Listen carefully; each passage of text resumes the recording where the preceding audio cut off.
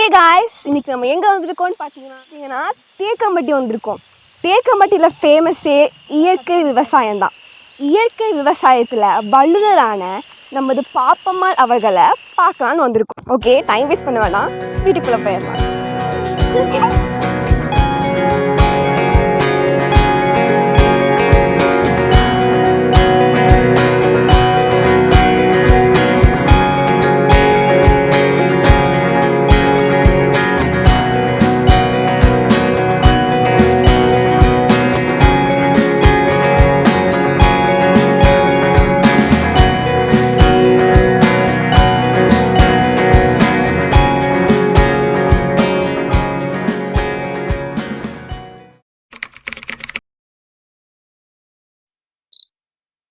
அவங்க எல்லாம் சந்தோஷப்படுவாங்க.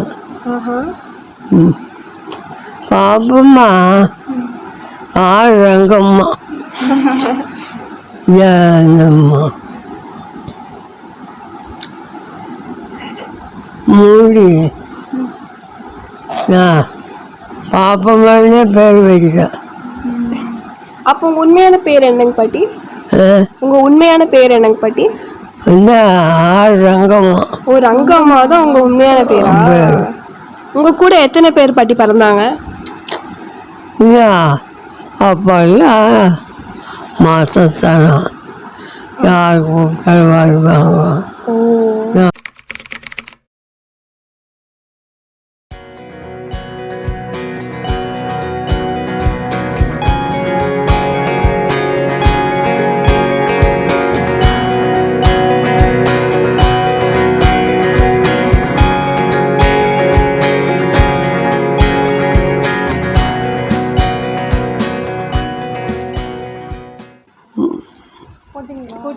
நான் அங்கே மீட்டிங் வச்சு இந்தியாவுக்கு சுதந்திரம் வாங்க போல இருந்தீங்களா பாட்டி? எங்கே இருந்தீங்க அப்போ? அங்கே ஆரம்பிச்சா இங்கே வைப்பாங்க. அங்கே ஆரம்பிக்காது. பாட்டி, உங்களுக்கு விவசாயத்தில் எப்படி ஆர்வம் வந்துச்சு? பிடிச்சுங்க ஆகிப்போம். காஃபி பிடிச்சுங்க. நான் குடிக்கிறோம் பாட்டி.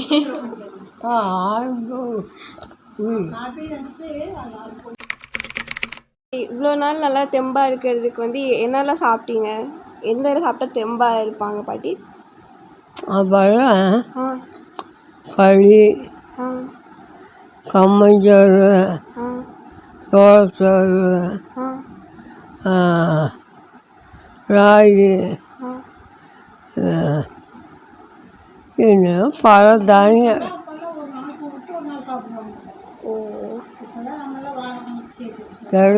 கிடைச்சதால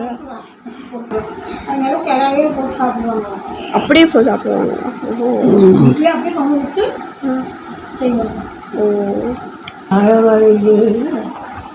அந்த காலத்தில் இந்த நரம்பு. வெளியூர்னா எங்கெங்கெல்லாம் பாட்டி போயிருக்கீங்க? டெல்லி வருங்க, பம்பாய் வருங்க, எல்லா ஊருமே 6 மாதம், ஒரு மாதமே 30.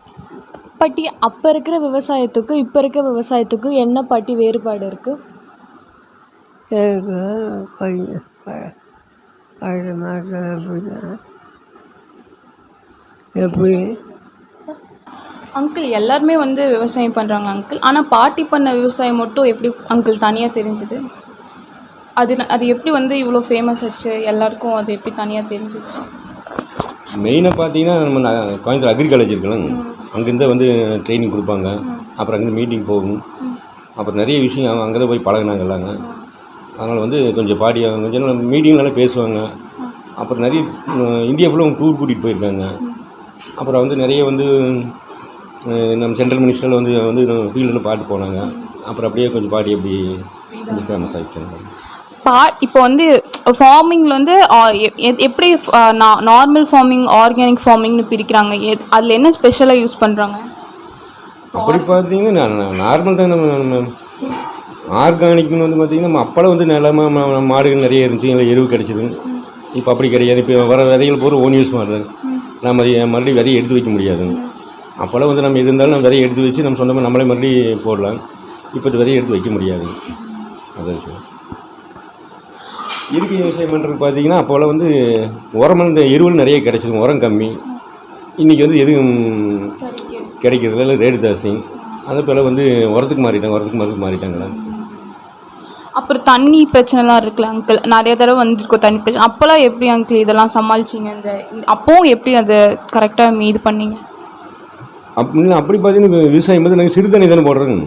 அதனால் மழை வந்தால் மட்டும் தான் போடுவோம். அப்புறம் அதுக்கு கரெக்டாக இருக்கும். அப்புறம் அவார்டு வாங்க போது நீங்களும் போனீங்களா அங்கிள்? இந்த மாதிரி அவார்ட்லாம் வாங்க போது அவங்க கூட போயிருக்கீங்க? சினிமாவும் பண்ணாங்க, அவங்க 2 தான் பண்ணாங்க. அப்புறம் பாட்டி வந்து இப்போது எல்லாமே நிறையா அவார்டு வாங்கியிருக்காங்க. இப்போ அது வந்து நிறைய ஒரு விஷயத்தை பற்றி அதிகமாக பேசுவாங்களா? அது எதை பற்றி அதிகமாக பேசியிருக்காங்க? எதை பற்றிங்கன்னா ஜெனரல் மேக்ஸிமம் பார்த்தீங்கன்னா விவசாயத்தை பற்றி தான் அதிகமாக பேசிட்டு இருக்கேன் எப்போவுமே. இந்த படத்துக்கு இது போடலாம், இது போட்டால் நல்லா வரும், அது ஐடியா கொடுன்னு சொல்லி கொடுக்கணும். பாட்டிக்கு வந்து அம்மா அப்பா இல்லை அப்படின்னு சொன்னாங்க. அப்புறம் எப்படி அதுக்கப்புறம் அவங்க வளர்ந்தாங்க? அந்த கரெக்டாக எனக்கு ஞாபகம் இல்லைடா.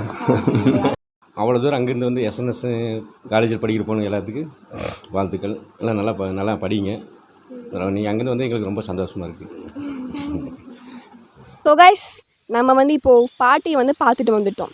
எங்கள் வயசு என்னமோ 18, பாட்டியோட வயசு என்னமோ 108. 18 வயசுல நாங்கள் 108 வயசுள்ள பாட்டியை போய் பார்த்து அவங்களோட வாழ்க்கை முறைகள், அவங்க எப்படி விவசாயம் பண்ணாங்க, அதெல்லாம் நாங்கள் கேட்டோம். ஸோ இப்போ அதை பற்றின ஒரு ஃபீட்பேக் வீடியோ பார்க்கலாம். ஸோ சைத்தன்யா கிட்ட தான் இருந்துக்கலாம். சைத்தன்யா, நீங்கள் என்ன பாட்டிக்கிட்ட இருந்து லேர்ன் பண்ணீங்க? அவங்க கிட்டேருந்து என்ன லேர்ன் பண்ணேன்னா, நல்லா தைரியமாக பேசணும் எங்கே போனாலும். அதுக்கப்புறம் அவங்க வந்து என்னது வருஷமும் ஓட்டு போட்டுட்டு இருந்தாங்க. கொஞ்சம் ஆமாம். ஸோ அடுத்து பிரித்வந்திகா, நீங்கள் என்ன லேர்ன் பண்ணீங்க? பாட்டி வந்து நிறையா மருத்துவம் பற்றி நிறையா சொன்னாங்க. அதுக்கப்புறம் பாட்டி வந்து நிறையா மெடிசினல் ப்ராடக்ட்ஸு அது எப்படியெல்லாம் யூஸ் பண்ணியிருக்காங்க, அவங்க எப்படியெல்லாம் வாழ்ந்தாங்க, அதை பற்றிலாம் சொன்னாங்க. அதுக்கப்புறம் அவங்க என்னென்னலாம் சாப்பிட்டு இவ்வளோ நாள் வந்து ரொம்ப ஹெல்த்தியாக இருக்காங்க, நிறையா கம்பு கேழ்வரகு இதெல்லாம் எப்படி யூஸ் பண்ணாங்க, என்ன மாதிரியெல்லாம் வந்து அவங்க சாப்பிட்டு இப்போ வந்து இவ்வளோ நாள் வந்து ஹெல்த்தியாக இருக்காங்கன்றத பற்றிலாம் சொன்னாங்க. ரொம்ப யூஸ்ஃபுல்லாக இருந்துச்சு. ஸோ அடுத்து நம்ம சுமையாட்ட கேட்போம். பாட்டி ரொம்ப இன்ட்ராக்டிவாக இருந்தாங்க. நிறையா விடுகதை எங்ககிட்ட கேட்டாங்க. நல்லா ஜாலியாக பேசினோம். அதுக்கப்புறம் வந்து அவங்க வீட்டில் சொன்னாங்க பாட்டி ரொம்ப ஸ்ட்ரிக்டாக இருப்பாங்க வீட்டில் அப்படின்ட்டு. பட் நாங்கள் போனப்போ அதெல்லாம் ஒன்றுமே தெரில. நல்லா ஜாலியாக பேசினாங்க. நாங்கள் பேசும்போதே 4-5 வாட்டி சாப்பிட்றீங்களா, இது சாப்பிடுங்க அது சாப்பிடுங்கன்ட்டு நிறையா கேட்டாங்க. ஸோ அடுத்து நம்ம தக்ஷுவோட எக்ஸ்பீரியன்ஸ் எப்படி இருந்துச்சுன்னு கேட்கலாம். பாட்டி இவ்வளோ வயசானாலும் எங்களை கவனிச்சிக்கிட்ட முறை எனக்கு பிடிச்சிருந்தது. அவங்க எங்களை கவனிச்சிக்கிட்டது எப்படின்னா, அவங்களால முடியலனா கூட எங்ககிட்ட வந்து ஜூஸ் சாப்பிட்றீங்களா, குடிக்கிறீங்களா, ஏதாச்சும் சாப்பிட்டு போங்க, இன்னும் கொஞ்சம் நேரம் இருங்க, அந்த கவனிப்பெல்லாம் எனக்கு ரொம்ப பிடிச்சிருந்துச்சு. அப்புறம் அவங்க ஹேர் பார்த்தா ரொம்ப லென்த்தாக இருந்துச்சு. அதை கேட்டதுக்கு அதை எப்படிலாம் மெயின்டைன் பண்ணணும், என்னென்னலாம் அதுக்கு யூஸ் பண்ணணும், என்ன ஆயில், அந்த மாதிரி நிறையா சொல்லி தந்தாங்க. அதெல்லாம் எனக்கு ரொம்ப பிடிச்சிருந்துச்சு. நியர்லி அவங்க ஒரு ஹாஃப் டே பக்கம் அவங்க ஹேருக்கே வந்து கேர் பண்ணுறதுல செலவு பண்ணுவாங்களாம். ஸோ அடுத்து நம்ம சனிக்கிழமைனா பாதி நாள் முடிக்கு தான் வந்து கேர் பண்ணுவாங்க. ஸோ அடுத்து நம்ம லாஸ்ட்டாக ஈஸ்வரி கிட்ட அவங்க எக்ஸ்பீரியன்ஸ் என்னென்னு கேட்கலாம். ஓவராலாக நாங்கள் வந்ததுக்கு இங்கே எங்களுக்கு மனநிறைவாக இருக்குது. Thank you. So thank you for watching this video. Have a nice day.